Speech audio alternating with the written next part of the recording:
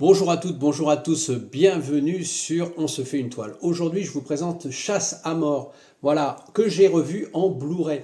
Et je dois vous avouer que j'avais que très peu de souvenirs de ce film. À part la scène d'ouverture assez impactante avec ce combat de chien, bah, à la rigueur, c'était à peu près tout ce que je me souvenais.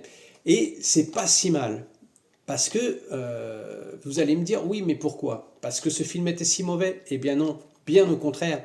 Le film est riche, riche de ce casting impeccable. Lee Marvin en vieux flic de la police montée, Charles Bronson en trappeur taciturne, Carl Weathers étrangement intégré dans cette histoire dont on ne voit jamais les biscottos, et la toujours très belle Angie Dickinson, inoubliable dans Rio Bravo, et ici elle a un rôle très secondaire.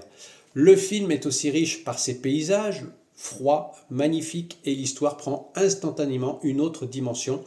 On est entre Seuls sont les adoptés avec Kirk Douglas et Rambo avec Stallone, dans une nature hostile où le froid joue un rôle majeur, et cette traque est magnifique.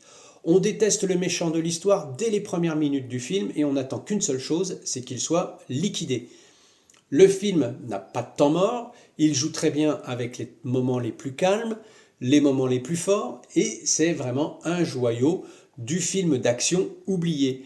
En prime, on a quand même deux bons acteurs qui se font face à face, qui n'ont réellement qu'une seule scène ensemble, mais dont le respect transpire devant la caméra.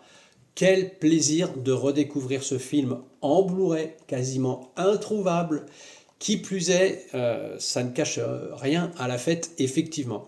Donc c'est un excellent film que je vous invite à voir ou à revoir. Et Bronson a fait autre chose que Les Justiciers. Donc il est intéressant de redécouvrir sa filmographie aussi. Sur ce, je vous dis à très bientôt, à vos lecteurs surtout, et bon visionnage.